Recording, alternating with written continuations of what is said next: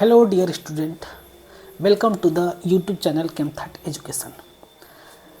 दोस्तों, आज हम लोग एक जेई का जो हमारे बहुत ही प्यारे स्टूडेंट हैं उन सभी लोग का जेई का टेस्ट हुआ, उस टेस्ट को हम लोग यहाँ पर सॉल्व करते हैं। इस केस में आपका टोटल 25 क्वेश्चन है। उस क्वेश्चंस को हम लोग यहाँ पर देखते हैं कि किस प्रकार से इसका सल्यूशन आता है। ठीक है, तो आप लोग भी इसको देख सकते हैं, आप लोग को देखना ही चाहिए क्योंकि इस केस में ऐसा ही क्वेश्चन का पैटर्न होता है। हालांकि इसका प्रिंट थोड़ा सा अच्छा नहीं है, लुक थोड़ा अच्छा नहीं है। अगले टेस्ट को जब मैं सॉल्व करूंगा तो उसको और अच्छे से मैं डिजाइन करके लाऊंगा। ठीक है, तो देखिए लुक पर क्या जाना है, हमें तो मेन कंटेंट पर ध्यान देना है ना। ठीक है, देखिए आज का पहला क्वेश्चन है आयनिक रेडियाई आर। जो आयनिक रेडियाई होता है, आयनिक रेडियाई का मतलब या तो फिर m पर प्लस चार्ज होगा या फिर x पर माइनस चार्ज होगा।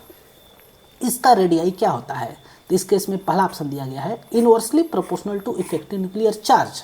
क्या ये इफेक्टिव न्यूक्लियर चार्ज के अपोजिट होता है? तो हम सभी लोग को पता है कि जब आपका इफेक्टिव न्यूक्लियर चार्ज बढ़ेगा, है ना, जब आपका इफेक्टिव न्यूक्लियर चार्ज बढ़ेगा उस केस में आपका रेडियस क्या होता है, उस केस में आपका रेडियस घटता है। ऐसा क्यों होता है?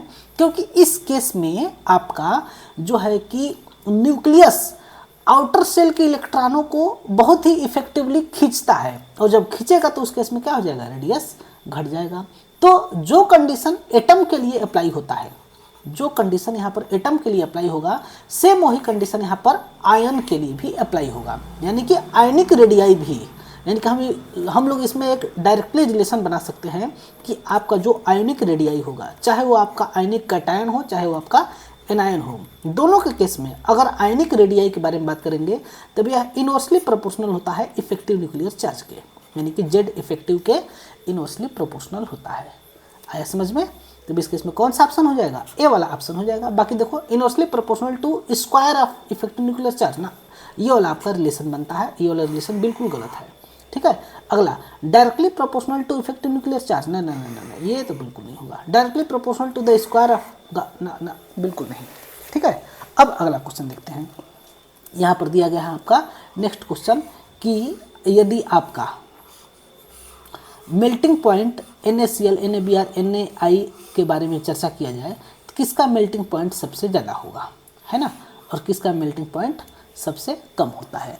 तब इस केस में हम आपको बता दें कि इन जनरली आपका जब आयोनिक कैरेक्टर बढ़ेगा किसी भी सब्सटेंस के अंदर, यदि आपका आयोनिक कैरेक्टर बढ़ेगा तब उस केस में आयनिक कैरेक्टर इंक्रीज होगा तो उस केस में मेल्टिंग पॉइंट भी क्या होगा, इंक्रीज होगा। और आयनिक कैरेक्टर डिपेंड कैसे किसके ऊपर करता है, तो वो डिपेंड करता है इलेक्ट्रोनेगेटिविटी डिफरेंस के ऊपर।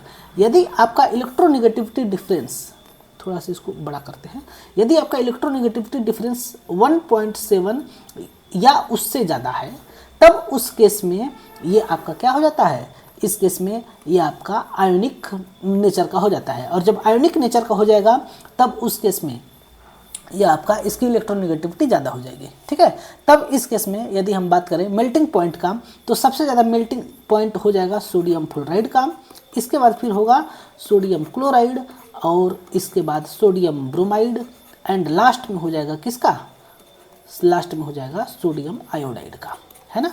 तब इस केस में अगर हम लोग देखें तो सबसे ज़्यादा सोडियम फ्लोराइड का होना चाहिए, यहाँ कम दे दिया तो ऑप्शन नहीं होगा, ये वाला ऑप्शन हो जाएगा। ठीक है, ये वाला ऑप्शन में ये चीज़ आपको देखने को मिलता है। नेक्स्ट क्वेश्चन आपका 2023 में पूछा हुआ क्वेश्चन है कि आपका इलेक्ट्रोनेगेटिविटी का आर्डर बताना है, कुछ कंपाउंड दिए गए हैं उस कंपाउंड का। ठीक है ना, तब आपके सामने कंपाउंड कौन कौन से दिया गया है पहले इसके बारे में हम लोग देख लेते हैं। हमारे सामने एक इसमें कंपाउंड दिया गया है, वो है आपका फास्फोरस, ब्रोमीन, कार्बन और स्टार्टीन, है ना। ब्रोमीन और स्टार्टीन आप सभी लोग को पता है, क्लोरीन भी है ना, नहीं कार्बन है, सॉरी कार्बन है, क्लोरीन नहीं है। ब्रोमीन और स्टार्टीन आपके हाइड्रोजन फैमिली के हैं। ठीक है, और कार्बन आपका कार्बन फैमिली का, फास्फोरस आपका नाइट्रोजन फैमिली का है। ठीक है, इन सभी का अगर हम इलेक्ट्रोनेगेटिविटी के बारे में बात करें तो ब्रोमीन का इलेक्ट्रोनेगेटिविटी होता है 2.8, कार्बन का होता है 2.5, स्टार्टीन का इस केस में होता है 2.2 और फास्फोरस का होता है 2.1।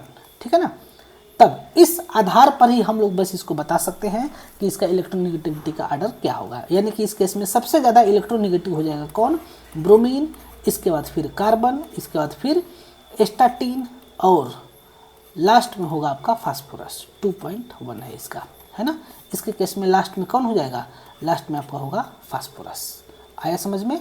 इसको हम लोग इस तरह से इजीली सॉल्व कर सकते हैं, ठीक है। तो इस केस में आपका कौन सा ऑप्शन हो जाएगा, बी वाला ऑप्शन हो जाएगा। Next question, which the element with positive electron gain enthalpy. Electron gain enthalpy का मतलब इसके पूछ रहा है इलेक्ट्रॉन एफिनिटी के बारे में। EA की वैल्यू किसके लिए पॉजिटिव होगा, कौन सा एलिमेंट होगा जो पॉजिटिव इलेक्ट्रॉन गेन एंथैल्पी दिखाएगा। तो इलेक्ट्रॉन गेन एंथैल्पी क्या होता है, किसी भी एलिमेंट के आइसोलेटेड गैसियस एटॉमिक फॉर्म में एक इलेक्ट्रॉन को ऐड करने पर जितनी एनर्जी रिलीज होगी उसको हम लोग बोलते हैं इलेक्ट्रॉन एफिनिटी या फिर इलेक्ट्रॉन गेन एंथैल्पी। जब इस केस में इलेक्ट्रॉन मतलब कि एनर्जी रिलीज होती है तब उसको हम लोग delta E equal to negative कहते हैं। और यदि जब एनर्जी एब्जॉर्ब होता तब उस केस में इलेक्ट्रॉन गेन एंथैल्पी यानी कि इलेक्ट्रॉन एफिनिटी की वैल्यू पॉजिटिव होता। तब इस केस में पूछ रहा है कि हाइड्रोजन है, सोडियम है, ऑक्सीजन है, नियान है, इसमें से किसके लिए आपका पॉजिटिव होगा। तब इस केस में पॉजिटिव आपका होता है नियान के लिए, क्योंकि नियान के पास न तो वैकेंट ऑर्बिटल खाली है किसी भी प्रकार का, न तो इसमें वैकेंट ऑर्बिटल है और न ही इसके केस में कोई भी शेल हाफ फिल्ड है ना। यानी कि आपका एक नोबल गैस है ना, तो जब ये नोबल गैस है इस केस में आप इसमें इलेक्ट्रॉन को ऐड नहीं कर सकते, इलेक्ट्रॉन को ऐड करना इम्पॉसिबल है। थोड़ी देर के लिए अगर हम ज़बरदस्ती सोचें, देखो हम ये नहीं बोल रहा हूँ सोचें, अगर हम ज़बरदस्ती सोचें तो सोडियम में एक इलेक्ट्रॉन को ऐड कर सकते हो, कहना गलत है, लेकिन नियान के रेस्पेक्ट में इसमें अगर एनर्जी, इसमें अगर इलेक्ट्रॉन को ऐड करते हैं तो भी आपके आयनस इलेक्ट्रॉन एफिनिटी की वैल्यू पॉजिटिव ही होगा, लेकिन इस केस में कम पॉजिटिव होगा, है ना। तो सबसे ज़्यादा पॉजिटिव किसके लिए होगा, इसके लिए होगा। सोडियम में कैसे इलेक्ट्रॉन को ऐड कर देंगे, इसमें भी नहीं इलेक्ट्रॉन ऐड होगा ना, इसके लिए ऑलरेडी इलेक्ट्रॉनिक कन्फिग्रेशन 3s1 होता है, तो इसकी आयोनाइजेशन एनर्जी बहुत ज़्यादा लो होती है क्योंकि इसमें से ये इलेक्ट्रॉन को बाहर निकालना चाहता है, ठीक है। तब इस केस में अगर हम आर्डर के बारे में बात करें तब ये हमारे लिए अच्छा होगा। सबसे ज़्यादा पॉजिटिव होता है नियान के लिए, फिर होता है सोडियम के लिए, इसके बाद फिर हाइड्रोजन के लिए निगेटिव हो जाएगा, यानी कि हाइड्रोजन में जब इलेक्ट्रॉन को ऐड करेंगे उस केस में हमें एनर्जी अपटेंड होती है। इसके बाद सबसे ज़्यादा निगेटिव होता है ऑक्सीजन के लिए। ऑक्सीजन तो भूखा हुआ है इलेक्ट्रॉन के लिए, लेके आओ मुझे इलेक्ट्रॉन खिलाओ, ठीक है। तो इस केस में कौन हो जाएगा, नियान के लिए सबसे ज़्यादा पॉजिटिव होगा। है समझ में। अब हम लोग नेक्स्ट क्वेश्चन करते हैं, यहाँ पर दिया हुआ है, बहुत ही प्यारा प्यारा क्वेश्चन है, इसको हम लोग को कर लेना चाहिए, ठीक है। यदि आप इस क्वेश्चंस के समझ पा रहे हैं तो एक बार वीडियो को लाइक कर दीजिए, ठीक है। और यदि आप इस चैप्टर को हमसे पढ़ना चाहते हैं तो आप प्लीज़ कमेंट कर दीजिए, हम आपको इस चैप्टर को हम पूरा नोट्स और सोल्यूशन हम प्रोवाइड करा देंगे, है ना। इस चैप्टर को हम बहुत जल्द पढ़ाने वाले हैं, ठीक है। अब अगला दिया है, which is the best oxidising agent. जो आपका ऑक्सीडाइजिंग एजेंट होता है, जो आपका ऑक्सीडाइजिंग एजेंट होता है वह दूसरे को क्या करता है, वह दूसरे को रिड्यूस करता है ना। सॉरी वह दूसरे का ऑक्सीडेशन करता है और खुद किसका क्या करता है, खुद का रिडक्शन करता है। यानी कि अगर एक कोई एलिमेंट, मान लेते हैं कि एक एलिमेंट है m के ऊपर n+ चार्ज, अगर यह ऑक्सीडाइजिंग एजेंट है तब इस केस में यह क्या करेगा, एक इसके सामने x नाम का एलिमेंट है, इससे ये इलेक्ट्रॉन को लेगा, इससे ये क्या करेगा, मान लेते हैं कि ये आप इससे आपका एक इलेक्ट्रॉन को ले लेगा। जैसे ये एक इलेक्ट्रॉन को लेगा तब इस केस में n+ से एक घट जाएगा, यानी कि इसके ऊपर हो जाएगा m के ऊपर n-1 प्लस हो जाएगा और इसके ऊपर क्या हो जाएगा, x के ऊपर प्लस चार्ज आ जाएगा। यानी कि x का ऑक्सीडेशन हो गया और m का रिडक्शन हो गया। तब इसमें क्वेश्चन में पूछ रहा है कि कौन सबसे बढ़िया, सबसे अच्छा ऑक्सीडाइजिंग एजेंट है। तब इस केस में हमारा ऑप्शन होगा, देखिए अगर हम लोग देखें तो 3 एलिमेंट दिए गए हैं, तीनों एलिमेंट कहाँ के हैं, तो इस केस में तीनों एलिमेंट आपके कार्बन फैमिली के हैं। कार्बन, सिलिकॉन, जर्मेनियम और फिर Sn और फिर Pb, टीन। मतलब टीन के बाद कौन आता है? लेड आता है।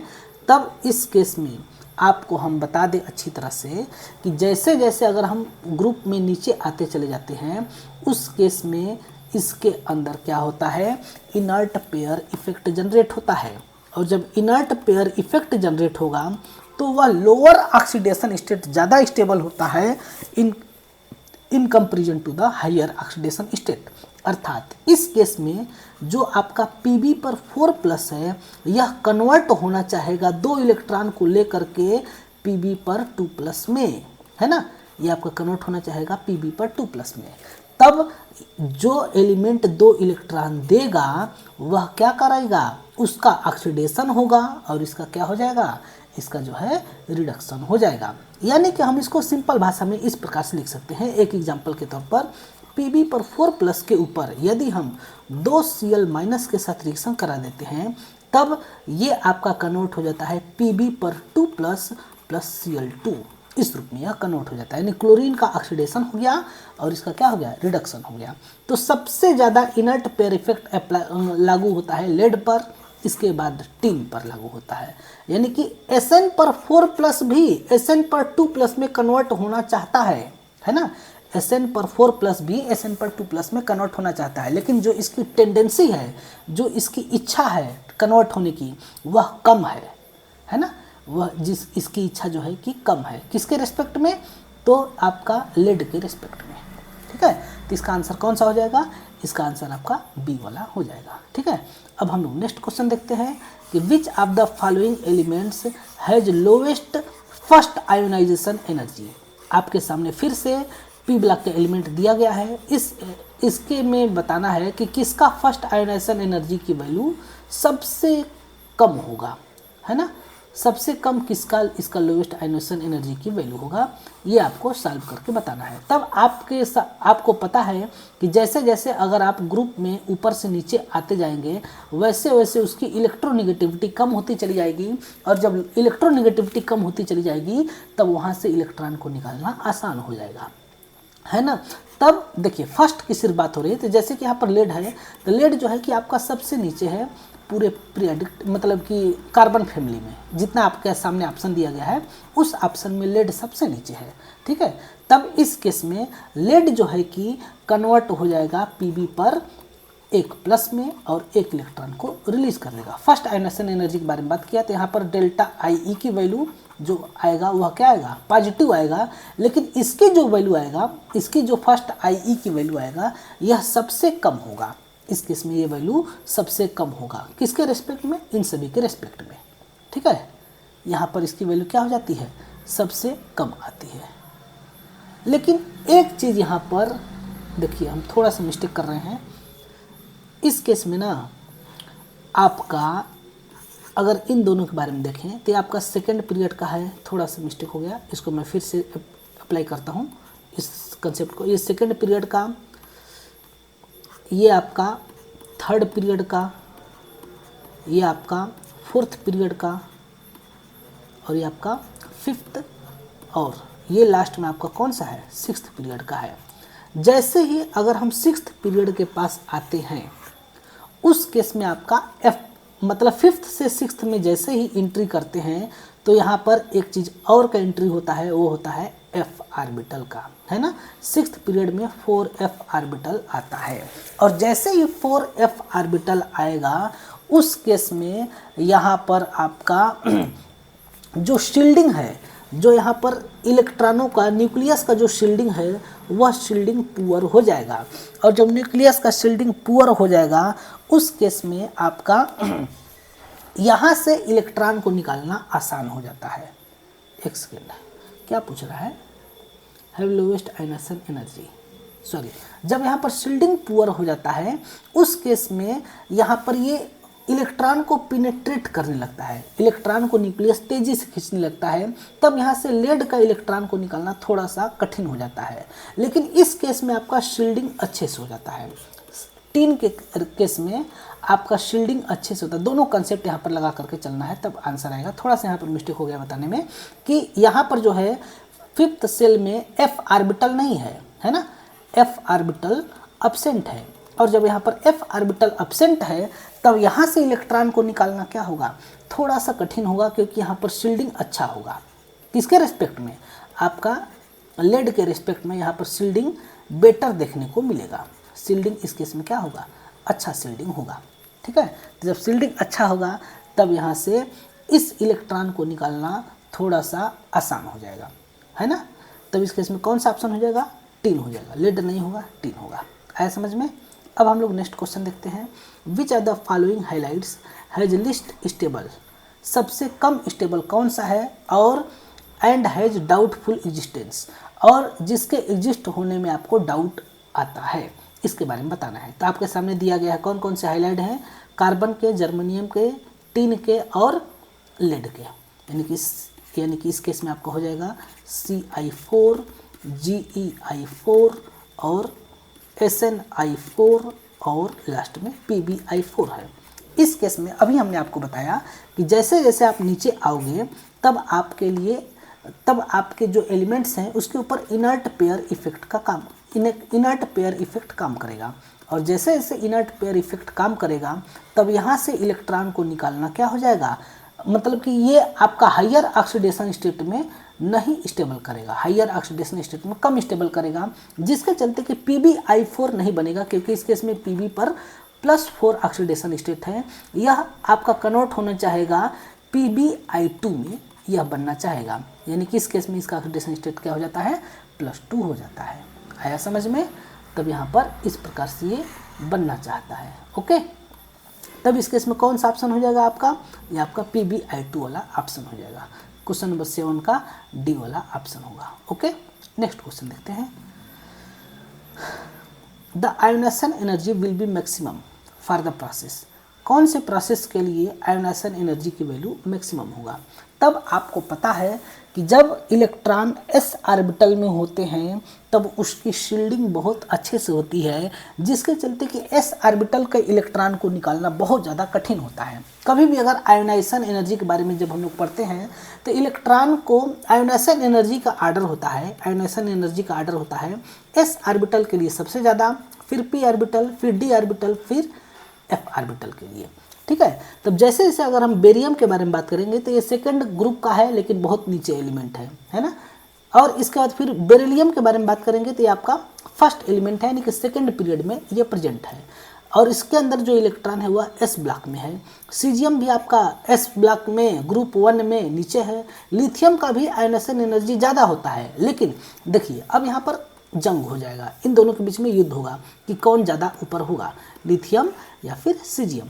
तो हम आपको बता दें Li के पास एक ठो इलेक्ट्रॉन है 4s1, और बेरिलियम के 2s1, बेरिलियम के पास आपका है 2s2। तब इस केस में एक तो इलेक्ट्रॉन जो है फुलफिल्ड है, ऊपर से बेरिलियम में Z इफेक्टिव की वैल्यू बढ़ जाता है, और जब Z इफेक्टिव की वैल्यू बढ़ जाता है तब इस केस में इसकी आयोनाइजेशन एनर्जी भी बढ़ जाएगी। और साथ साथ लिथियम में जो ऑप्शंस दिया है, ध्यान से देखेंगे तो जो ऑप्शन दिया है तो डी वाले में, यानी कि लिथियम में सिर्फ आपका एक ही इलेक्ट्रॉन निकालना है और बेरिलियम में आपके दोनों इलेक्ट्रॉन निकालना है, इसलिए बेरिलियम का आयोनाइजेशन एनर्जी ज़्यादा होगा। ठीक है ना, बेरिलियम का आयोनाइजेशन एनर्जी क्या होगा, ज़्यादा होगा। सीजियम का इस केस में सबसे कम होता है, पूरे पीरियोडिक टेबल में जो सबसे कम आयोनाइजेशन एनर्जी होता है वो होता है आपका सीजियम का। ठीक है, अब देखिए अब एक और क्वेश्चन दिया गया है, correct order of radii, radius का आपको करेक्ट ऑर्डर बताना है। ठीक है, तो इस केस में देखेंगे तो इसका एटॉमिक नंबर है 7, इसका एटॉमिक नंबर है 4 और इसका एटॉमिक नंबर है 5। तो अगर ये गलत दिया है, इसलिए गलत दिया है क्योंकि इस केस में आपका जो है कि एटॉमिक नंबर बढ़ने के साथ साथ एटॉमिक रेडियस जो है कि घटता है ना। तब इस केस में यहाँ पर 7 के बाद 5 होना चाहिए था, फिर 4 होना चाहिए था, इसलिए ये वाला ऑप्शन गलत हो जाएगा। अब यहाँ पर आयंस का रेडियस दिया गया है, आइसो इलेक्ट्रॉनिक स्पीसीज है। अब आइसो इलेक्ट्रॉनिक में निगेटिव चार्ज वाले में जिसके ऊपर ज़्यादा माइनस चार्ज होता है उसके एटॉमिक रेडियस ज़्यादा होता है। तब इस केस में बी वाला ऑप्शन सही है। देखो 10 इलेक्ट्रॉन इसमें भी, F माइनस में भी, 10 इलेक्ट्रॉन O पर 2 माइनस में भी, 10 इलेक्ट्रॉन N पर 3 माइनस में भी, लेकिन नाइट्रोजन पर 3 माइनस चार्ज है, ऑक्सीजन पर 2 माइनस, फ्लोरीन पर एक minus, number of minus charge अगर इंक्रीज होगा तो उस केस में इसकी एटॉमिक रेडियाई मतलब कि आयनिक रेडियाई भी इंक्रीज करेगा। नेक्स्ट क्वेश्चन में अगर हम मतलब नेक्स्ट ऑप्शन में देखें तो Fe पर 3+, Fe2+, Fe4+, ये थोड़ा सा गलती कर दिया है। और यहाँ पर आपको पता होना चाहिए कैटायन का अगर रेडियस, कैटायन मतलब कि कैटायनों में अगर नंबर ऑफ आयंस बढ़ता चला जाता है तो उसकी रेडियस क्या हो जाएगी, कम हो जाएगी। तब अगर हम इसके अगर आर्डर के बारे में बात करेंगे तो सबसे ज़्यादा रेडियस होगा आपका Fe पर 2+ का, फिर Fe पर 3+ का, और लास्ट में होता है Fe पर 4+ का। जितने ज़्यादा प्लस चार्ज उतना ही कम उसकी रेडियस होती है, क्योंकि इसमें इलेक्ट्रॉनों को निकाल ले रहे हैं, है ना। जब प्लस चार्ज बढ़ रहा है यानी कि इसमें से हम जितने प्लस चार्ज उतना हम नंबर ऑफ इलेक्ट्रॉन को रिमूव कर दे रहे हैं, लेकिन प्रोटॉन तो इसके अंदर है ना। तो जब इलेक्ट्रॉन रिमूव हो जाएंगे लेकिन प्रोटॉन रहेगा तो उसके इसमें जेड इफेक्टिव की वैल्यू बहुत ही तेज़ी से बढ़ जाएगा, है ना। और जब बहुत तेज़ी से बढ़ जाएगा तब वो न्यूक्लियस जो है आउटर सेल के इलेक्ट्रॉनों को बहुत तेज़ी से अपनी तरफ खींचने लगता है, ठीक है, जिसके चलते इसका रेडियस कम हो जाता है। अब यहाँ पर दिया सोडियम, लिथियम और ये क्या है, पोटेशियम। सोडियम, लिथियम और पोटेशियम। इस केस में अगर हम लोग बात करें तो ग्रुप में अगर हम किसी भी ग्रुप में अगर हम ऊपर से नीचे आएंगे तब उस केस में उसका रेडियस क्या होता है, बढ़ता चला जाता है। तो ये आर्डर जो है खराब दिया है, लिथियम का सबसे कम, फिर सोडियम, फिर पोटेशियम, ये आपका होना चाहिए था, है ना। कितना इजी सब क्वेश्चन है, आप सभी लोग कर सकते हैं। देखिए next question, which has the highest bond energy, कौन सा बॉन्ड एनर्जी सबसे ज़्यादा होता है। इसमें दिया है एक H बॉन्ड यानी कि हाइड्रोजन बॉन्ड, फिर दिया है आपका ट्रिपल बॉन्ड, फिर डबल बॉन्ड, फिर सिंगल बॉन्ड, ठीक है। तो आपको अगर हम बता दें तो हाइड्रोजन बॉन्ड इन सभी में से सबसे वीक बॉन्ड होता है। ऐसा इसलिए क्योंकि हाइड्रोजन बॉन्ड जो है कि एक प्रकार का सिर्फ अट्रैक्शन होता है, अटैचमेंट नहीं होता है। अट्रैक्शन और अटैचमेंट के बीच में आप डिफरेंस समझ रहे होंगे, ठीक है। जैसे कि यहाँ पर HF और दूसरा HF है, तब ये वाला बॉन्ड आपका हाइड्रोजन बॉन्ड नहीं कहलाता है, ये तो आपका सिग्मा बॉन्ड है, ये आपका सिग्मा बॉन्ड है। लेकिन अगर हम उसके नीचे वाले बॉन्ड के बारे में बात करें, मतलब इसके बीच में एक अट्रैक्शन होता है, तो ये जो हम डॉटेड लाइन से दिखा रहे हैं ये आपका क्या है, ये आपका H बॉन्ड है। तो सिग्मा बॉन्ड तो स्ट्रांग होता है लेकिन हाइड्रोजन बॉन्ड क्या हो जाता है, वीक हो जाता है। अब जो ट्रिपल बॉन्ड है अगर हम इसके अंदर बात करेंगे तो ट्रिपल बॉन्ड में एक सिग्मा होता है, बाकी दो बॉन्ड क्या होते हैं, पाई बॉन्ड होते हैं। डबल बॉन्ड में एक सिग्मा और दो बॉन्ड, एक पाई। ट्रिपल बॉन्ड में एक सिग्मा होते हैं, ठीक है ना। इस प्रकार से यहाँ पर देखने को मिलता है। तो हम आपको अगर सिग्मा और पाई के बीच में आर्डर के बारे में बात करें, स्ट्रेंथ के बारे में बात करें, तो सिग्मा बॉन्ड का स्ट्रेंथ पाई बॉन्ड से ज़्यादा होता है। लेकिन यहाँ पर तीनों जगह सिग्मा तो है ना, इसमें भी सिग्मा, इसमें भी सिग्मा और इसमें भी सिग्मा है। लेकिन इस केस में ट्रिपल बॉन्ड वाले केस में सिग्मा के साथ साथ दो पाई बॉन्ड हैं, यहाँ पर सिग्मा के साथ साथ एक पाई बॉन्ड है और नीचे वाले में सिर्फ सिग्मा बॉन्ड है। तब जैसे ही दो पाई बॉन्ड हमें एडवांस में मिल रहा है तो इसके चलते इसकी स्ट्रेंथ, ट्रिपल बॉन्ड की स्ट्रेंथ क्या हो जाएगी, ज़्यादा हो जाएगी। फिर डबल बॉन्ड की स्ट्रेंथ उससे कम हो जाएगी। फिर सबसे कम हो जाएगा इस केस में, इन तीनों के अंदर सबसे कम हो जाएगा सिग्मा बॉन्ड का। यानी कि अगर हम चारों ऑप्शन के बीच में आर्डर के बारे में बात करें तो ट्रिपल बॉन्ड सबसे ज़्यादा स्ट्रांग, फिर डबल बॉन्ड, फिर सिंगल बॉन्ड और इसके बाद फिर H बॉन्ड, हाइड्रोजन बॉन्ड, है ना। लेकिन पूछा है कि सबसे ज़्यादा स्ट्रांग कौन है, तो इस केस में आपको कौन सा हो जाएगा, ट्रिपल बॉन्ड सबसे ज़्यादा स्ट्रांग हो जाएगा। नेक्स्ट क्वेश्चन दिया है, GD atomic number 64 has number of unpaired electron and with sum of spin. इसके अंदर कितने नंबर ऑफ अनपेयर्ड इलेक्ट्रॉन होंगे और उसका स्पिन क्या होगा, ये चीज़ के बारे में आपको बताना है। तो अगर तुम नंबर ऑफ इलेक्ट्रॉन भी बता दिए, नहीं स्पिन अलग से बताना पड़ेगा, तब हमें पता होना चाहिए, या फिर जो बच्चे अगर अच्छे से पढ़े उनको पता होता है कि GD यानी कि गैडोलियम, जिसका कि एटॉमिक नंबर होता है 64, इसका आउटर सेल का इलेक्ट्रॉनिक कन्फिगरेशन होता है आपका 54xe, है ना। इसके बाद फिर ये आपका होता है 5d1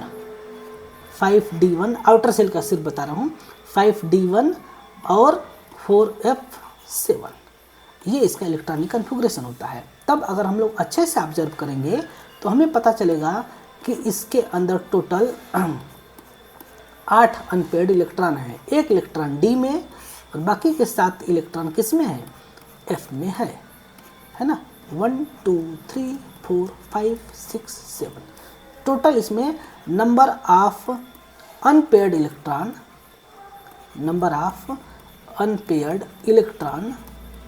इज इक्वल टू 8, है ना। अब इसके बाद इसमें पूछ रहा है स्पिन, ठीक है, स्पिन पूछ रहा है।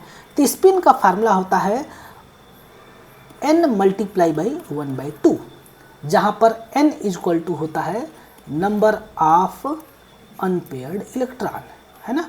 नंबर ऑफ अनपेयर्ड इलेक्ट्रॉन ये क्या होता है, n की वैल्यू होता है। तब यहाँ पर n की वैल्यू क्या रखेंगे, नंबर ऑफ अनपेयर्ड इलेक्ट्रॉन 8 है, मल्टीप्लाई बाई 1/2, यानी कि यहाँ पर आंसर क्या आ जाएगा, 4 आएगा। यानी कि इस केस में स्पिन कितना है, 4 है, और नंबर ऑफ अनपेयर्ड इलेक्ट्रॉन इस केस में 8 है। यानी कौन सा ऑप्शन हो जाएगा, 8,4, 8,4, यानी कि इस केस में डी वाला ऑप्शन हो जाएगा। अब नेक्स्ट क्वेश्चन है, यहाँ पर आपका बहुत ही प्यारा क्वेश्चन है।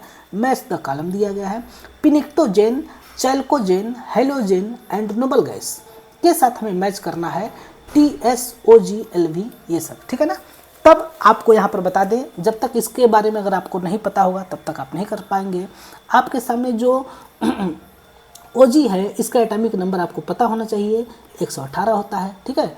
और जो LV है ये आपका होता है ऑक्सीजन फैमिली का, और इसका जो एटॉमिक नंबर होता है ये आपका होता है 116। और इसके बाद फिर सिर्फ एक का एटॉमिक, मतलब कि सिर्फ आपको एटॉमिक नंबर पता है तो भी आप इसको कर सकते हैं, लेकिन अगर एटॉमिक नंबर नहीं पता है तो आपको थोड़ा सा दिक्कत होगा, ठीक है ना। इस केस में अगर हम लोग बात करें टेनेसीन एलिमेंट का, तो इसका एटॉमिक नंबर होता है आपका 117। और आपका नोबल गैस MC मॉस्कोवियम का एटॉमिक नंबर होता है 115, ठीक है ना। अब ये किस ग्रुप का है इसको पता करने के लिए इसके लास्ट के 2 एलिमेंट ही इसका ग्रुप बताता है, यानी कि TS, यानी कि टेनेसीन आपका 17 ग्रुप का है, ऑर्गेनिसान आपका 18 ग्रुप का है, और LV आपका, LV का नाम होता है आपका लिवरमोरियम, है ना। लिवरमोरियम आपका ग्रुप नंबर 16 का है, और आपका मॉस्कोवियम ग्रुप नंबर 15 का है। ग्रुप नंबर 17 का मतलब हेलोजन फैमिली, है ना, हेलोजन फैमिली। ग्रुप नंबर 18 का मतलब इनर्ट गैस फैमिली, यानी कि नोबल गैस का फैमिली। और ग्रुप नंबर 16 का मतलब ऑक्सीजन फैमिली, है ना, ऑक्सीजन फैमिली, जिसको कि हम लोग क्या बोलते हैं, चैल्कोजेन बोलते हैं। इसी प्रकार से ग्रुप नंबर 15 का मतलब हो जाता है आपका नाइट्रोजन फैमिली, यानी कि इसको हम लोग बोलते हैं पिनिक्टोजेन, PNICTOGEN, ठीक है।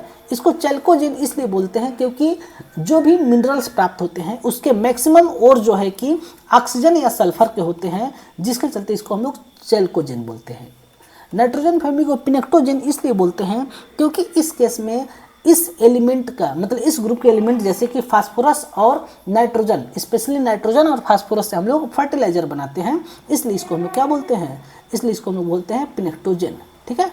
ये इस प्रकार से हो जाएगा। तब अब आप इसको आसानी से मैच कर सकते हैं, आप लोग देख सकते हैं कि कैसे ये मैच होगा। नोबल गैस कौन हो जाएगा, ऑर्गेनिसान, है ना। हेलोजन कौन हो जाएगा, हेलोजन हो जाएगा आपका टेनेसीन, और इसके बाद फिर पिनिक्टोजेन कौन हो जाएगा, मॉस्कोवियम, और फिर चैल्कोजेन कौन हो जाएगा, लिवरमोरियम, है ना। यानी कि आपका A का 4, B का 3, A का 4, B का 3, और C का 1, D का 2, यानी कि इस केस में ऑप्शन डी हो जाएगा। ओके, इस प्रकार से इस क्वेश्चन को हम लोग कर सकते हैं। बहुत ही प्यारा क्वेश्चन है। अब हम लोग नेक्स्ट क्वेश्चन देखते हैं कि क्या दिया हुआ है। Question number 30, ionic radii of. इस केस में आयनिक रेडियाई का ऑर्डर क्या होगा। तो आप सभी लोग को पता है कि जब अगर नंबर ऑफ प्लस चार्ज बढ़ेगा, सेम एलिमेंट के बीच में नंबर ऑफ प्लस चार्ज बढ़ेगा, तो उस केस में इसका आयनिक रेडियाई क्या होगा, आयनिक रेडियाई घटेगा, ठीक है। तब अच्छा, लेकिन यहाँ पर देखिए, यहाँ पर अगर आप लोग देखें तो अलग अलग एलिमेंट भी है, लेकिन फिर भी इस केस में आपका आयनिक रेडियाई का आर्डर देखो, थोड़ा सा यहाँ पर हमें दिमाग लगाना पड़ेगा। वो दिमाग कैसे लगाना है, तो देखो टाइटेनियम है और मैग्नीज है, इसके ऊपर भी दोनों आइसो इलेक्ट्रॉनिक है। कैसे आइसो इलेक्ट्रॉनिक है, टाइटेनियम का एटॉमिक नंबर होता है आपका कितना होता है 22, है ना। तो 22 में से टाइटेनियम पर 4 प्लस हो गया, यानी कि 18 इलेक्ट्रॉन है। Mn पर +7 चार्ज है, यानी कि इस केस में भी 18 इलेक्ट्रॉन है। तो जब आइसो इलेक्ट्रॉनिक स्पीशीज होता है तो जिसके ऊपर कम चार्ज होगा, जिसके ऊपर कम चार्ज होगा उसका एटॉमिक रेडियाई ज़्यादा होगा, यानी कि टाइटेनियम का ज़्यादा होगा, Mn का कम होगा। लेकिन यहाँ पर उल्टा दिया है। अब दूसरा में दिया है बी वाले ऑप्शन में, इसका आइसोटोप ले लिया गया है, क्लोरीन का यहाँ पर आइसोटोप ले लिया गया है। तो क्लोरीन 35 माइनस चार्ज और क्लोरीन 37 माइनस चार्ज, ये से दिया हुआ है। तो यहाँ पर आपका आयनिक रेडियाई के लिए एक थोड़ा सा कंसेप्ट हम यहाँ पर ऐड करेंगे, जो कि अभी हमने बच्चों को नहीं समझाया है, कि जब आपका जो आइसोटोप अधिक मात्रा में होता है उसकी आयनिक रेडियाई क्या होता है, ज़्यादा होता है ना। यानी कि इस केस में अगर हम लोग बात करें तो नंबर ऑफ न्यूट्रॉन ज़्यादा हो गया है ना, एटॉमिक नंबर 30 मतलब एटॉमिक मास 37 है, तो इस केस में नंबर ऑफ न्यूट्रॉन हो गए हैं ज़्यादा, है ना, जिसके चलते कि इसकी आयनिक रेडियाई जो है कि कम हो जाती है। लेकिन यहाँ पर इसको जो है कि उल्टा दिया गया है, यहाँ पर ऐसे दिया गया है, लेकिन यहाँ पर 35 Cl माइनस का आयनिक रेडियाई ज़्यादा होना चाहिए। अब इन दोनों में बात करें पोटेशियम और क्लोरीन में, तो दोनों ही आपके आइसो इलेक्ट्रॉनिक हैं, और जब आइसो इलेक्ट्रॉनिक है तब हमेशा माइनस चार्ज का आयनिक रेडियाई ज़्यादा होता है, प्लस चार्ज का कम होता है।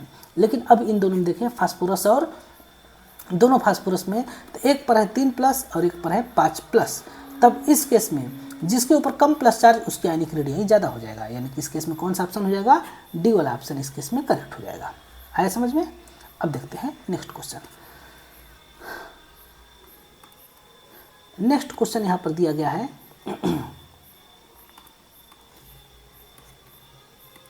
कि which represent alkali metals based on first ionisation energy and second ionisation energy. इस केस में कौन सा एल्कली मेटल है, इस आयोनाइजेशन एनर्जी को देख करके बताना है। तो देखिए first ionisation energy alkali metal का फर्स्ट आयोनाइजेशन एनर्जी क्या होता है, फर्स्ट आयोनाइजेशन एनर्जी लो होता है, और second ionisation energy alkali metal का बहुत ज़्यादा होता है। ऐसा इसलिए क्योंकि इसका इलेक्ट्रॉनिक कन्फिगरेशन होता है NS1।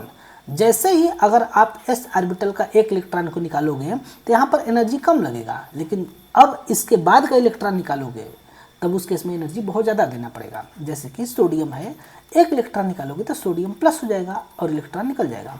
यहाँ पर एटॉमिक नंबर था 11, अब ये हो जाएगा, मतलब नंबर ऑफ इलेक्ट्रॉन थे 11, अब यहाँ पर नंबर ऑफ इलेक्ट्रॉन हो जाएंगे 10। 10 इलेक्ट्रॉन किसके अंदर होते हैं, नियान, यानी कि ये आपका नियान का कॉन्फ़िगरेशन प्राप्त कर लिया। तो जब नियान का कॉन्फ़िगरेशन प्राप्त कर लिया तब इसका इलेक्ट्रॉनिक कॉन्फ़िगरेशन हो जाएगा आउटर सेल का 2s2 2p6। तो अब यहाँ से इलेक्ट्रॉन को निकालना बहुत ज़्यादा हार्ड हो जाएगा, इसलिए सेकेंड आयोनाइजेशन एनर्जी इसकी क्या होती है, ज़्यादा होती है। तब देखेंगे किसके बीच में गैप बहुत ज़्यादा है। देखो ए वाले में 100 और 110 का गैप है, इसमें 95 और 120 यानी कि टोटल आपके 25 का गैप है। यहाँ पर 195 और 500, यहाँ पर 200 और 250, इसके बीच में सिर्फ 50 का गैप है। सबसे ज़्यादा एनर्जी गैप यहाँ पर है, तो जिसके अंदर एनर्जी गैप ज़्यादा होगा वही इसका क्या हो जाएगा, आंसर हो जाएगा। ठीक है। अब देखिए क्वेश्चन दिया गया है which one of the following has highest electronegativity. तो यहाँ पर आँख बंद करके मार देंगे, कौन है, क्लोरीन है ना। तीन चार एलिमेंट ही होते हैं जिसकी इलेक्ट्रोनेगेटिविटी सबसे ज़्यादा होती है। एक फ्लोरीन जिसका होता है 4.0, फ्लोरीन का 4.0 होता है, ऑक्सीजन का 3.5 और कार्बन का नाइट्रोजन का 3.0। क्लोरीन का किसी किसी बुक में 3.0 देता है, किसी किसी बुक में 3.1 देता है, बाकी सबका इलेक्ट्रोनेगेटिविटी कम होता है। तब अब इसमें कुछ करना ही नहीं है, बस ये वाला हो जाएगा। नेक्स्ट क्वेश्चन दिया गया है इसी प्रकार से, द आयनिक रेडियाई, यहाँ पर C पर 4- होगा ना, कार्बन पर 4- है। The ionic radii of C पर 4- O पर 2- रेस्पेक्टिवली, ये आपका आयनिक रेडियाई दिया गया है। तब इस केस में आपको बताना है कि N पर 3- में कितना आयनिक रेडियाई होगा, N पर 3- का आयनिक रेडियाई कितना होगा ये बताना है। देखो कार्बन पर 4- का दिया गया है आपका 2.60 और ऑक्सीजन पर 2 माइनस का दिया गया है 1.40। तब नाइट्रोजन पर 3 माइनस का क्या होगा आयनिक रेडियाई, ये चीज़ आपको बताना है। तो देखिए हम सभी लोगों को पता है कि कार्बन, ऑक्सीजन और नाइट्रोजन का अगर हम आयनिक रेडियाई का ऑर्डर के बारे में बात करें तो ये चारों के चारों क्या है, चारों के चारों आपके आइसो इलेक्ट्रॉनिक है। और जब ये आइसो इलेक्ट्रॉनिक है तो जिसके ऊपर माइनस चार्ज ज़्यादा उसकी रेडियस ज़्यादा, जो कि हमने आपको बता रखे हैं। तब इस केस में रेडियस का ऑर्डर हो जाएगा कार्बन पर 4 माइनस का सबसे ज़्यादा, फिर नाइट्रोजन पर 3 माइनस का, फिर ऑक्सीजन पर 2 माइनस का। तब इस केस में रेडियस का जो वैल्यू दिया गया है उस वैल्यू के आधार पर हम लोग कुछ चीज़ें कंक्लूड कर सकते हैं। वो क्या कंक्लूड कर सकते हैं, तो वो ये कंक्लूड कर सकते हैं कि कार्बन का दिया गया है 2.60, थोड़ा सा अच्छा नहीं दिख रहा है, कार्बन का दिया गया यहाँ पर 2.60, ऑक्सीजन का दिया गया 1.40। तो जो नाइट्रोजन का आएगा वह इन दोनों के बीच में आएगा, है ना, 2.60 और 1.40 के बीच में आएगा। तब इसको सॉल्व करने की ज़रूरत नहीं है। यहाँ पर देख सकते हैं 4 वैल्यू दिया गया है। एक वैल्यू 0.95 जो कि क्या है, इससे कम है, ऑक्सीजन से कम है। जब ऑक्सीजन से कम है यानी कि नहीं होगा। ये 1.4 जो कि ऑक्सीजन का है, ये भी नहीं होगा। ये 2.6 यानी कि ये कार्बन का है, ये भी नहीं होगा। एक तो दिया है 1.7, तो यही वाला इसका वैल्यू हो जाएगा। तब इसकी वैल्यू कितना आ जाएगा, 1.71। ठीक है, इसका जो है एटॉमिक रेडियाई का वैल्यू ये आएगा। किस में दिया गया है, यूनिट नहीं दिया है, छोड़ते हैं इस क्वेश्चन को। नेक्स्ट क्वेश्चन में आगे बढ़ते हैं। अब नेक्स्ट क्वेश्चन दिया गया है आपका, which is likely have highest melting point. इस केस में किसकी मेल्टिंग पॉइंट सबसे ज़्यादा होगा, ये चीज़ आपको बताना है। तो आपके सामने टोटल 4 ऑप्शन दिए गए हैं, जैसा कि हम सभी लोग देख सकते हैं। एक है हीलियम, है ना, पहला आपके सामने दिया गया है हीलियम, जो कि क्या है, एक गैस है। हीलियम क्या है, हीलियम दिया गया है जो कि एक गैस है। और एक है अमोनिया, जो कि ये भी क्या है, गैस है। और एक है कार्बन टेट्राक्लोराइड, क्लोरोफार्म CHCl3, जो कि रूम टेम्परेचर पर होता है लिक्विड। तो इसको मेल्ट क्या करोगे भैया, ये तो ऑलरेडी लिक्विड है। एक है सीजियम फ्लोराइड, जो कि एक आयनिक कंपाउंड होता है। और जब ये आयनिक कंपाउंड होता है तब इस केस में यह सॉलिड फॉर्म में होता है, और ये सॉलिड नहीं, तगड़ा वाला सॉलिड होता है। तब इसको बहुत ज़्यादा हीट करना पड़ता है, इसको हमें बहुत ज़्यादा हीट करना पड़ता है, तब जाकर के क्या होता है, ये आपका लिक्विड में कन्वर्ट हो जाएगा। तब किसकी मेल्टिंग पॉइंट ज़्यादा होगा, सॉरी क्या दिया है, हाँ, किसकी मेल्टिंग पॉइंट ज़्यादा होगा सबसे ज़्यादा, तो सीजियम फ्लोराइड का, है ना। ठीक है, नेक्स्ट क्वेश्चन दिया गया यहाँ पर, the type of bond formed between H+ NH3 in NH4+। Ammonia और हाइड्रोजन आयन के बीच में किस टाइप का बॉन्ड फॉर्मेशन होता है। तो इसके लिए हम आपको बता देते हैं, हालांकि केमिकल बॉन्डिंग चैप्टर का क्वेश्चन है, लेकिन यहाँ पर आ गया है तो हम बता देते हैं। यह है आपके पास अमोनिया, जिसके पास एक लोन पेयर इलेक्ट्रॉन है, और यहाँ पर एक H+ चार्ज है, यानी कि ये एसिड है एक, जिसके पास इलेक्ट्रॉन है ही नहीं। तब इसके बीच में क्या होता है, अमोनिया का ऑक्टेट कंप्लीट है, हाइड्रोजन इलेक्ट्रॉन के लिए तरस रहा है।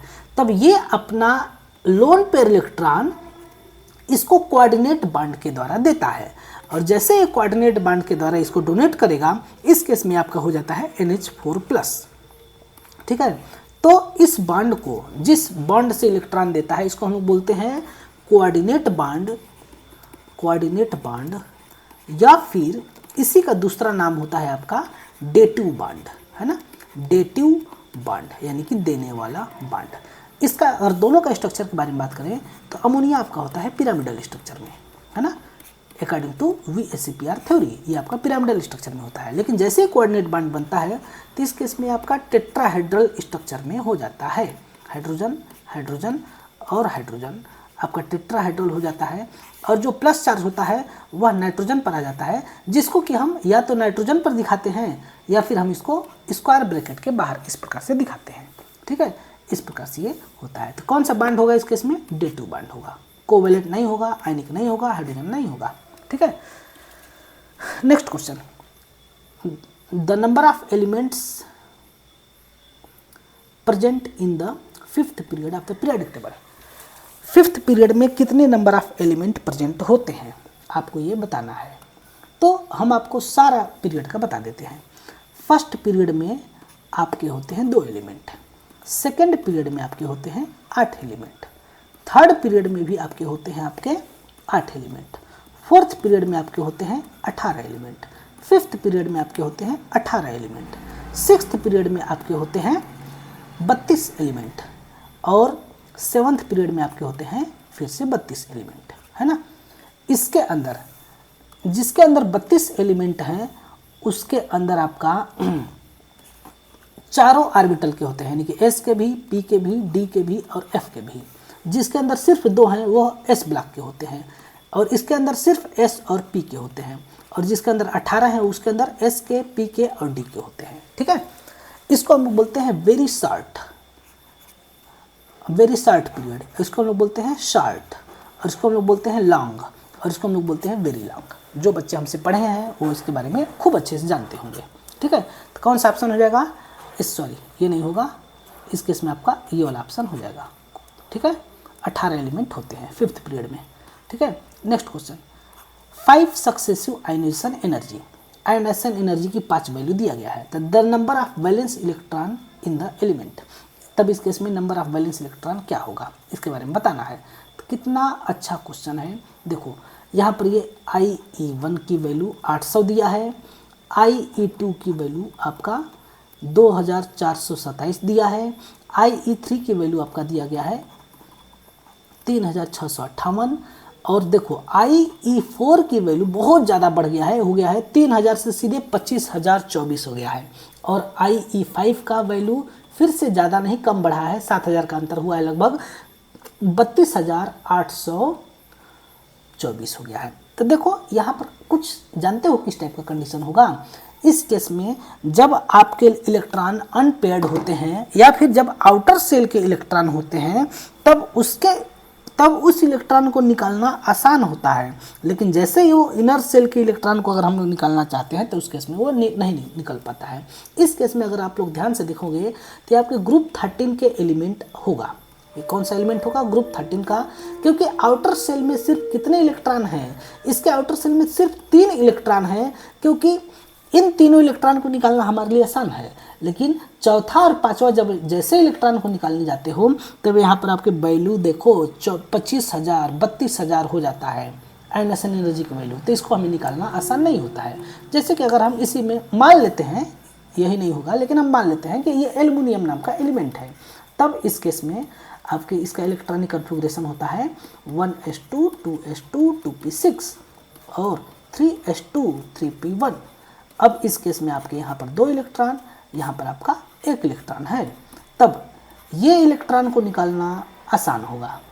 ये दोनों इलेक्ट्रॉन को भी निकालना आसान होगा, क्योंकि ये दोनों कहाँ के इलेक्ट्रॉन हैं? ये दोनों आपके ये तीनों इलेक्ट्रॉन आपके आउटर सेल के इलेक्ट्रॉन हैं। तो जब ये आउटर सेल के इलेक्ट्रॉन है तो इसको हम निकालना आसान होगा। जब ये आउटर सेल के इलेक्ट्रॉन हो तब इसको निकालना आसान होगा। लेकिन अब जैसे ही अंदर के इलेक्ट्रॉन के बारे में बात करेंगे तब इसको हम लोग बोलते हैं कर्नल इलेक्ट्रॉन, जिसको कि निकालना बहुत ज़्यादा कठिन होता है। इसको नहीं निकाला सकता है। इसको निकालने के लिए हमें एनर्जी बहुत ज़्यादा देनी पड़ती है। आया समझ में? तब इस केस में कौन सा ऑप्शन हो जाएगा? 3 अनपेयर्ड इलेक्ट्रॉन इसके अंदर है। ठीक है। अब next question, which are the following is more ionic? कौन सा इस केस में आयोनिक ज़्यादा है? तब ये क्वेश्चन भी आपका अकॉर्डिंग टू दिस ये आपका केमिकल बॉन्डिंग का है, लेकिन जब आ गया है तो मैं यहाँ पर बता देता हूँ। 4 ऑप्शन दिए गए हैं, चारों ऑप्शन को पहले यहाँ पर लिखता हूँ। NaCl, KCl, ये दोनों आपके S ब्लॉक के हैं, मतलब ग्रुप 1 के हैं। और इसके बाद दिया गया है MgCl2 और CaCl2। इस केस में एक रूल लगता है जिसको हम लोग बोलते हैं फैजान रूल। फैजान रूल ये बताता है कि अगर कैटायन का साइज स्मॉल होगा, उस केस में वो कोवैलेंट कैरेक्टर शो करेगा। ठीक है। और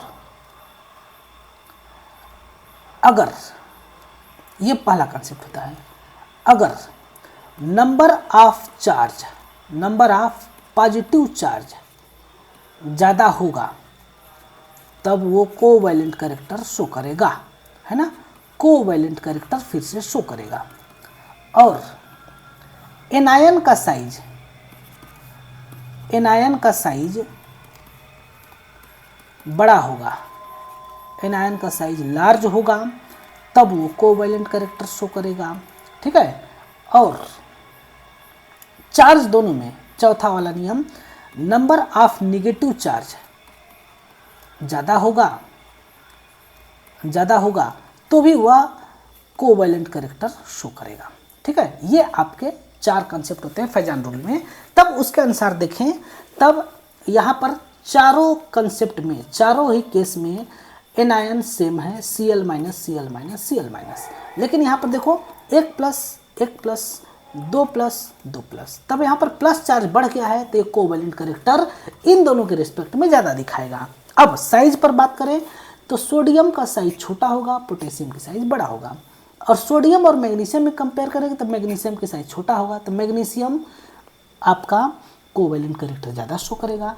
कैल्शियम क्लोराइड और पोटेशियम में, पोटेशियम क्लोराइड और कैल्शियम क्लोराइड में बात करें तो पोटेशियम क्लोराइड आपका ज़्यादा शो करेगा आयनिक कैरेक्टर और कैल्शियम क्लोराइड शो करेगा कोवैलेंट कैरेक्टर। यानी कि हर हिसाब से देखें तो पोटेशियम क्लोराइड क्या हो जाएगा, सबसे ज़्यादा आयनिक होगा, है ना, ये वाला सबसे ज़्यादा आयनिक होगा।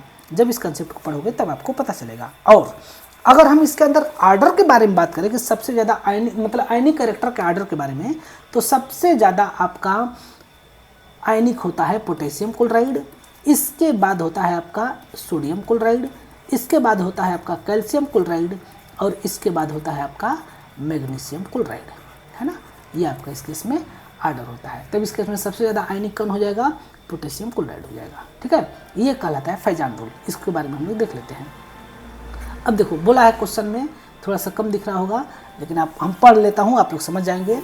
Period number in the long form of periodic table is equal to, किसी भी पीरियडिक टेबल में जो लॉन्ग फॉर्म का पीरियडिक टेबल में है, जो आपका लॉन्ग फॉर्म का पीरियडिक टेबल है उसके अंदर जो पीरियड नंबर है, अर्थात जो आपके कितने पीरियड है पीरियडिक टेबल में, तो टोटल 7 पीरियड है ना, 1 2 3 4 5 6 7। ये क्या चीज़ के बारे में बताता है, तो हम सभी लोग जानते हैं ये पीरियड नंबर किसके बराबर होता है, n के बराबर होता है। n का मतलब प्रिंसिपल क्वांटम नंबर के बराबर होता है। ये जो पीरियड नंबर है क्या होता है, प्रिंसिपल क्वांटम नंबर के बराबर होता है।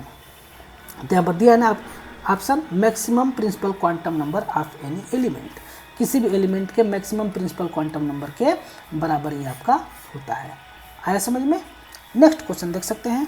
एक कंपाउंड है, मतलब वेनेडियम के कंपाउंड दिए गए हैं जिसमें वेनेडियम का मैग्नेटिक मोमेंट कितना है, 1.73 है। तब वेनेडियम क्लोराइड का फार्मूला क्या होगा। ठीक है, तो चलिए इसको हमको थोड़ा सा करना पड़ेगा। देखिए हमने आप मतलब कि सभी बच्चों को बता रखा है कि जब नंबर ऑफ अनपेयर्ड इलेक्ट्रॉन अगर डी ब्लॉक में होते हैं, नंबर ऑफ अनपेयर्ड, फिर से लिखते हैं इसको, जब number of unpaired electron D block में होते हैं तब वो क्या करता है, जब number of unpaired electron D block में होते हैं तब वह पैरामैग्नेटिक बिहेवियर शो करता है ना, पैरामैग्नेटिक बिहेवियर शो करता है। लिख देते हैं, पैरामैग्नेटिक बिहेवियर शो करता है। तो जब ये पैरामैग्नेटिक बिहेवियर शो करेगा तो वो क्या हो जाएगा, उसका मैग्नेटिक मोमेंट होगा। अब जब मैग्नेटिक मोमेंट होगा तब उसके लिए फार्मूला होता है, जब D1 टाइप का होगा तब उसके लिए होता है 1.73 बोर मैग्नेटॉन, इसकी वैल्यू होता है। जब D2 होता है तो उसके लिए होता है आपका 2.83 बोर मैग्नेटॉन, है ना। जब D3 होता है उस केस में इसका होता है 3.87 बोर मैग्नेटॉन, और जब D4 होता है तो इसका होता है 4.90 बोर मैग्नेटॉन, और जब D5 होता है तो उस केस में आपका होता है फिर से क्या, 5.92 बोर मैग्नेटॉन। ठीक है, अब जब D6 होता है, जब D6 होगा तब उस केस में भी आपका 4.90 बोर मैग्नेटॉन होता है। जब D7 होता है उस केस में भी 3.87 होता है। जब D8 होता है उस केस में भी आपका 2.83 होता है, और जब आपका D9 होता है उस केस में भी आपका 1.73 होता है, और D0 और D10 के केस में आपका होता है 0 बोर मैग्नेटॉन, और जब 0 बोर मैग्नेटॉन होता है तब इसको हम लोग बोलते हैं डायामैग्नेटिक, और जब ये डायमैग्नेटिक होता है उस केस में इसके अंदर कोई भी अनपेयर्ड इलेक्ट्रॉन नहीं होते हैं, और इन सभी को हम लोग बोलते हैं पैरामैग्नेटिक। क्या बोलते हैं? पैरामैग्नेटिक बोलते हैं। तब क्वेश्चन में कह रहा है कि वैनेडियम है, एक कंपाउंड बनाया हुआ है, और जब ये कंपाउंड बनाया हुआ है तो हमें वैनेडियम का एटॉमिक नंबर पता है 23 होता है, आउटर सेल के इलेक्ट्रॉनिक कॉन्फ़िगरेशन भी पता है 4s2 3d3 होता है। ठीक है, तो ये जो कंपाउंड बना रहा है ना, ये किसका कंपाउंड बनाया हुआ है? क्लोराइड का, यानी कि इसके साथ कौन जुड़ा हुआ है? इसके साथ जुड़ा हुआ है क्लोरीन। तो इस केस में बोल रहा है कि इसका मैग्नेटिक मोमेंट की वैल्यू, सॉरी ये हम क्यों लाइन खींच रहे हैं, इसके मैग्नेटिक मोमेंट की जो वैल्यू आ रहा है ये आ रहा है 1.73 आ रहा है, और D में सिर्फ और सिर्फ 3 इलेक्ट्रॉन है, यानी कि जाहिर सी बात है कि D9 तो नहीं होगा। इसके लिए क्या होगा? D1 होगा, और D1 होगा इसके लिए, यानी कि इसका मतलब कि D में से आपके 2 इलेक्ट्रॉन निकल चुके हैं, और D में से जब आपके 2 इलेक्ट्रॉन निकल चुके हैं उससे पहले निकल चुका होगा 4s का इलेक्ट्रॉन, है ना। यानी कि इस केस में आपका वैनेडियम जिसका इलेक्ट्रॉनिक कॉन्फ़िगरेशन यहाँ पर दिया गया है 4s2 और 3d3, ये आपका कन्वर्ट हो गया होगा वैनेडियम पर 4+, यानी कि 4s0 और 3d1, इसके अंदर ही आपका कन्वर्ट हो गया होगा, जिसके चलते कि यहाँ पर D के अंदर सिर्फ एक इलेक्ट्रॉन है, यानी कि N की वैल्यू इसके लिए 1 है। तब यहाँ पर म्यू यानी कि बोर मैग्नेटान की वैल्यू हम लोग निकाल सकते हैं। N बराबर, इसका फार्मूला होता है N इंटू में N+2 बोर मैग्नेटान, इसका फार्मूला होता है। तब N की वैल्यू रखेंगे तब ये आपका आता है 1 × 1+2, यानी कि √3, और √3 की ही वैल्यू होता है 1.73, यानी कि इस केस में वैनेडियम पर 4+ होगा, और हमें पता है क्लोरीन पर होता है 1-, यानी कि एक वैनेडियम से क्या होगा? 4 क्लोरीन लगा होगा, यानी कि फार्मूला क्या होगा? VCl4 होगा, यानी कि इस केस में कौन सा ऑप्शन हो जाएगा? सी वाला ऑप्शन हो जाएगा, VCl4 दिया हुआ है। ठीक है, अब नेक्स्ट क्वेश्चन देखते हैं। Which are the following has largest ionic radius. ये अगर आप लोग देखेंगे तो सोडियम है, पोटेशियम है, मतलब sodium ion, potassium ion, lithium ion और सीजियम आयन है। ये सभी ग्रुप 1 के एलिमेंट हैं। तो आपको पता होगा कि किसी भी पार्टिकुलर ग्रुप में ऊपर से नीचे आने पर क्या होता है, किसी भी पार्टिकुलर ग्रुप में ऊपर से नीचे आने पर साइज आपका आयनिक या फिर एटॉमिक दोनों साइज आपका इंक्रीज होता है। तो लिथियम का साइज सबसे छोटा हो जाएगा, फिर सोडियम का साइज, इसके बाद फिर उससे बड़ा होगा पोटेशियम, और सबसे बड़ा हो जाएगा, मतलब इसके बाद होगा रुबिडियम, फिर लास्ट में होता है सीजियम पर प्लस चार्ज। तो रुबिडियम दिया नहीं है तो कौन सा ऑप्शन हो जाएगा? डी वाला इसके इसमें ऑप्शन होगा। एक नेक्स्ट क्वेश्चन दिया हुआ है, लास्ट क्वेश्चन, ये आपका जेईई मेंस लेवल का पेपर है।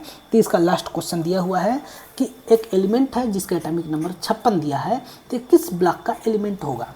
ठीक है, एटॉमिक नंबर 56 किस ब्लॉक का होगा ये आपको बताना है। तो हम सभी लोगों को पता है कि जो आपका जेनान होता है, हमने सभी बच्चों को बोल दिया था पहले ही कि आप सभी लोग को नोबल गैस का नाम और उसका इलेक्ट्रॉनिक कॉन्फ़िगरेशन याद कर लेना है। इससे आपको बहुत ज़्यादा हेल्प मिलेगा पूरे पीरियोडिक टेबल में। तो हम आप लोगों को भी, आप लोग भी हमारे बहुत ही प्यारे स्टूडेंट हैं, आप लोगों के लिए भी मैं एक बार बता देता हूं कि जो आपके नोबल एलिमेंट होते हैं, नोबल गैस होते हैं, उसका नाम होता है हीलियम, नियान, आर्गन, क्रिप्टॉन, जेनान, रेडान और आग्नेसान। ये आपके होते हैं। इन सभी का एटॉमिक नंबर भी आपको याद होना चाहिए। 2, 10, 18, 36, 54, 86 और 118, ये इसके क्या होते हैं? एटॉमिक नंबर होते हैं। तब जेनान का एटॉमिक नंबर क्या है? 54 है। ये आपका फर्स्ट पीरियड का है, ये आपका फर्स्ट पीरियड का है, ये सेकंड पीरियड का, ये थर्ड पीरियड का, ये फोर्थ पीरियड का, ये फिफ्थ पीरियड का, ये सिक्स्थ पीरियड का और ये सेवन्थ पीरियड का है ना। अब आपको पता होना चाहिए जेनान का एटॉमिक नंबर 54 है और ये फिफ्थ पीरियड का है, तो जो 55 एटॉमिक नंबर आएगा वह किस पीरियड में आएगा? वो आपका आएगा सिक्स्थ पीरियड में। और जो 56 एटॉमिक नंबर आएगा वो भी किस में आएगा? वो भी आपका आएगा सिक्स्थ पीरियड में आएगा। ठीक है ना। अब जो 55 है, क्योंकि 55 के नीचे 54 के नीचे 55 आएगा, है ना। आपको अगर जो पीरियडिक टेबल पढ़ा होगा, जो बच्चे समझते होंगे, जो उनके सामने पीरियडिक टेबल टंगा होगा वो देख सकते हैं, वो समझ सकते हैं। तो अब इस केस में अब आपका क्या हो जाएगा, इसका एटॉमिक नंबर हो जाएगा 55 है, यानी कि इसका 6th पीरियड में है। और ग्रुप कौन सा है, तो इसका ग्रुप होता है 1, ये ग्रुप 1 का है। और ये आपका किस ग्रुप का हो जाएगा, ये आपका हो जाएगा ये ग्रुप 1 का, और ये आपका भी ग्रुप 2 का हो जाएगा, और ये ग्रुप 2 का हो जाएगा। और ग्रुप 1 में ये किस ब्लॉक का होगा, एस ब्लॉक, एस ब्लॉक। और आप सब मतलब ग्रुप 1 और ग्रुप 2 दोनों ही क्या होते हैं, एस ब्लॉक में आते हैं। तो इसका कौन सा ऑप्शन हो जाएगा, इस केस में आपका ऑप्शन हो जाएगा एस ब्लॉक। ठीक है, इस प्रकार से ये क्वेश्चन करना था। कितना प्यारा क्वेश्चन था। ठीक है, आप लोगों को ये सेशन कैसा लगा, आप लोग हमें एक बार कमेंट करके ज़रूर बताइए। ठीक है, अगले नेक्स्ट क्लास में हम लोग नेक्स्ट टेस्ट को सॉल्व करेंगे। इसी प्रकार से हम जो है कि आप सभी लोग को जितने क्वेश्चंस आए हुए हैं केमिस्ट्री में, जितने आते हैं, जितने पूछे जाते हैं, सभी क्वेश्चंस को हम लोग एक एक करके डिटेल एक्सप्लेनेशन करेंगे। ठीक है ना, ओके।